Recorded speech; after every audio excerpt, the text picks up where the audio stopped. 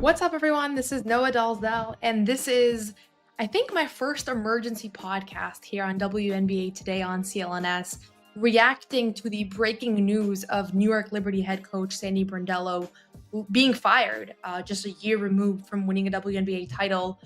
There was some chatter around maybe this is going to be in the works. Maybe Sandy Brondello's time with the Liberty has come to an end. But honestly, I thought to myself, she just won a title a year ago.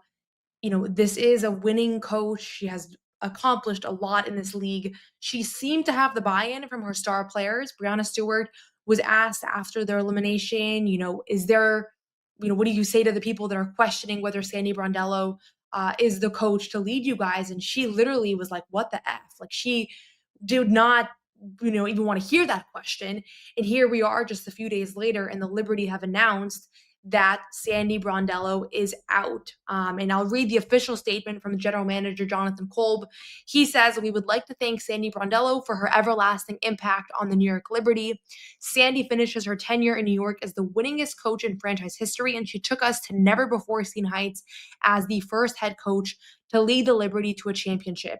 We wish Sandy the very best in her next chapter." So that is the official statement from Jonathan Kolb. I don't know at this point if the Liberty players were fully behind her or not. This is a team that I really do think underperformed to a massive extent this season. You have Breanna Stewart, you have Sabrina Ionescu, Jonquel Jones, reigning Finals MVP. You have Emma Mieseman, who was the midseason acquisition that everybody wanted, and when she was signed, everybody was like, "This is your title team, right?" Leonie Fibich, Natasha Cloud. The fact that I haven't even gotten to Natasha Cloud yet just shows you the depth of this roster. I mean, this was on paper the perfect WNBA roster, and instead they finished with the fifth best record in the league, and they lose in the first round. And the way they lost, I thought, was disheartening, getting blown out at home in game two. That is not a good sign for a team, and kind of whether this team is together, whether this team is motivated. I don't know. I'm not a beat writer for the Liberty. I'm not going to pretend like I'm in the locker room every single day and I know all the answers, but it seemed off. As somebody who covers this league at large, it seemed off. It did not seem like this team was fully together, fully clicking. And then in game three, the scoreboard will tell you that they only lost by 6. But Breanna Stewart is the only person that scored in that fourth quarter. And the biggest thing is, I did not think that this team played particularly hard, which is kind of crazy to say in a game three in the first round when you're the reigning champions. So, on one hand, I get it. I get it. This looked like a bad coaching performance, right? This Liberty team, I did not think that they were going to be in this position. I thought they were likely going to the WNBA finals again, even when they were struggling throughout the season. And it was some inexplicable struggles too. I thought to myself, okay, they're going to turn it around. They have too much talent. They have too much experience. And they have good additions like Natasha Cloud and Emma Mieseman. Those are good additions to your roster. And at the end of the day, like, yes, there were injuries that they were battling all year, but the roster was fully available come playoff time. And the one that was the most injured was Breanna Stewart, who was playing on a sprained meniscus or sprained MCL. And she ultimately had a great game three, right? Like, she was not the problem. So, yes, the Liberty underperformed and they struggled, and it was a tough watch. And I'm sure there were a lot of questions the general manager of the front office had upon their elimination. I thought they were going to give Sandy Brondello another opportunity here because at the end of the day, she did lead them to a title less than a year ago. But at this point, I don't know why I still express shock when these things happen, because this is the nature of the coaching industry. When coaches get let go, when coaches underperform, they get let go. And you see that in the NBA, you see that in the WNBA. They are the first scapegoat. You could say, Jonquel Jones, where were you? You were the finals MVP last year. This year, she gave them very little in the postseason. I think she was 1 of 10 from the field in game three. And this is a player who was MVP just a couple years ago. Like, where was she? I don't know, and so, but that's not who you're not going to cut Jonquel Jones right now. You're not going to just trade her, because I think that's just the way that front offices approach, underperforming. It's the coaches get the boot first. So I guess, yeah, I'm kind of working through my reaction here. Like, I'm surprised because I thought she was going to get another chance, but the writing was kind of on the wall when you look at just how much this Liberty team did not meet expectations. And this is not the only coach to be let go this week. We saw Noelle Quinn, head coach of the Seattle Storm, also be let go. She was in a different position. Her contract was not renewed, so she wasn't fired. And this one wasn't a surprise at all. I think everybody saw it coming. The Storm have routinely been underperforming. This is back-to-back years with really talented rosters where they've exited in the first round. Being the 7th seed this year, there was no reason for them to be the 7th seed.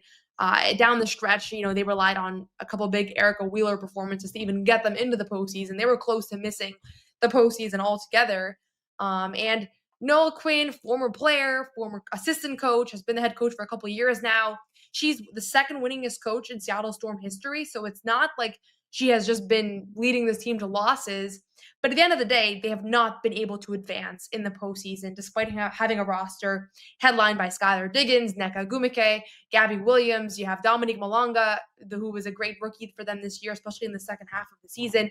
As McBegor, like there was a lot going on for this Storm team. And still, Noelle Quinn was not able to put the pieces together and lead them to a real playoff run, which is, I think this team on paper had championship expectations. Like, why do you even resign, all these players if you don't think that you can win now? And they couldn't. They ultimately, honestly, had a pretty impressive first round of the playoffs against the Las Vegas Aces, pushing them to a third game, pushing them to a down-to-the-wire game, but they weren't able to do it, and ultimately close doesn't get you anywhere in basketball. So the Sandy Brondello firing, I was more surprising just because she had just won a championship a year ago. But both of these coaches, I think, underperformed. Both of these teams underperformed the season relative to expectations, relative to who they have on the roster. So both the Liberty and the Storm now are in the market for a new head coach, as well as the Portland Fire and the Toronto Tempo. So there are 4 vacancies now for WNBA head coaches. And at the moment, there are no Black women who are head coaches in the WNBA, which I find honestly like really, really disappointing, because when you think about it, this is a league that is still majority Black. It's majority Black women. And we already know that across society, Black women are underrepresented in leadership positions. And you would think if there's ever going to be an exception to that, it would be in the WNBA. And so the fact that it's not is disappointing. It does make me wonder a little bit about some hiring practices, the way the coaches are evaluated. I would like to see more former players in the WNBA get these opportunities. Ultimately, being a player in the league doesn't mean that you'll for sure be a great head coach, but it does put you in a good position to succeed in that position. So I'm curious. I'm hopeful that one of these 4 vacancies, if not more than one, will be filled by a Black woman. And it's not just to check a box. There's no quota, there's no requirement. But I think that just makes sense when you think about this league and when you think about the fact that this is a league of Black women. And what better way to highlight that? So there are a lot of candidates that I would consider if I were a general manager running either the Liberty, either the Storm, the Portland, Toronto. There is no shortage of candidates. I'll talk about a few of them, but I'm sure many more will come in the coming days. Teresa Witherspoon, who is a New York Liberty legend, one of the greatest players in franchise history. She's oftentimes seen on the sidelines at Barclays Center, decked out in Liberty gear. She was a first-time head coach last year for the Chicago Sky, and only got one crack at it. And I don't like, again, with Noelle Quinn, I'm okay with that firing or that lack of renewal of that contract, because she had 4 or 5 years with the organization as head coach. And so she got a chance. And I think they could have fired her last year and they gave her another opportunity with the same core. And nothing really changed. And not only that, but you saw Jewel Lloyd request a trade, Alicia Clark request a trade, Lee Uera request a trade. So it's a little bit disappointing at a certain point when it doesn't seem like the locker room is all together. It seems like players aren't happy with their roles. So I'm okay with that one.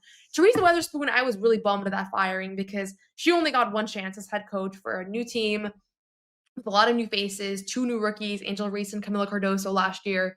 I thought she maximized those players. I thought she got the most out of Kennedy Carter that we've seen in a long time in the WNBA, and she gets the boot after just 1 year. So I'd like to see her be a head coach again. She did a great job with the Arrival this past season as well.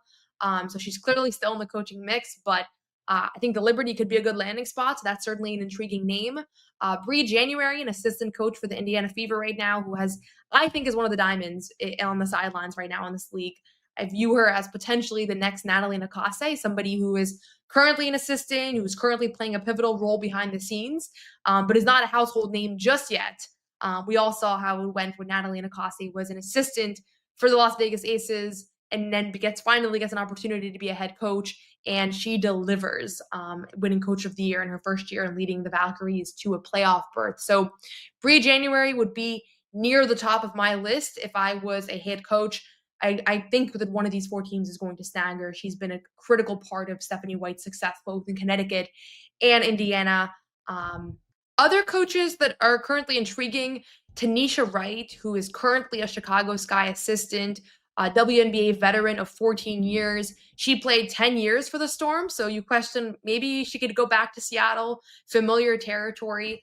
She was a coach for the Atlanta Dream for 3 seasons, and she has the head coaching experience. She has the familiarity with the Storm, and I think she would be an intriguing candidate. Somebody else who has been on my mind for a long time is Rebecca Brunson, current assistant for the Minnesota Lynx. I think she's another one of those players that could make the jump from assistant to head coach and kind of surprise people the way that Natalie Nakase has. She's been playing for Cheryl Reeves, so she knows what it takes to win. She's coached under the best of the best. As a player, she won 5 WNBA titles. I think she's ready for that leap. She's been critical in kind of the front court development of players like Lana Smith, Nafisa Collier. And I think she would be thinking about Dominique Malonga. Like, that would be a great player for her to lead. And then one more name that's been on my mind is Latricia Trammell, current assistant coach or assistant to Lynn Roberts of the Los Angeles Sparks. She led the Dallas Wings. She is a defensive-minded coach.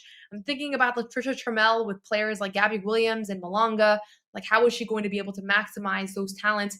I think she'll surprise some people. And she didn't get much of an opportunity in Dallas.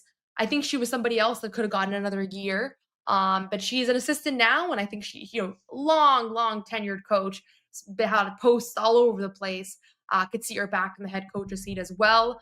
And one other name that I'll mention is this person is a little bit less experienced than some of the others who we've discussed, but Nola Henry, who began her career as a graduate assistant, was an intern on the Connecticut Sun, has kind of been rising through the ranks, was a player development coach for the Los Angeles Sparks under Kurt Miller, and then most recently kind of broke into the scene as the head coach of the Rose Club in Unrivaled and led them to a championship. So Nola Henry is currently an assistant on the Dallas Wings. I know a lot of Dallas Wings fans have been clamoring for her to replace Chris Cone-Clanes as the head coach for Dallas. I don't think that is going to happen. It seems like the writing is that he is likely going to get a second opportunity here. I think in general, rookie coaches should get 2 years to kind of figure things out. Unless it's a complete disaster and all the players want them gone, I think they should get a second year there. So Nola Henry might be looking at an opportunity elsewhere. She's less experienced than some of the other coaches we've discussed, but she seems to have connected with players really well, especially from a player development lens, which is kind of her background. So there are a lot of candidates out there. There are a lot more that I haven't mentioned.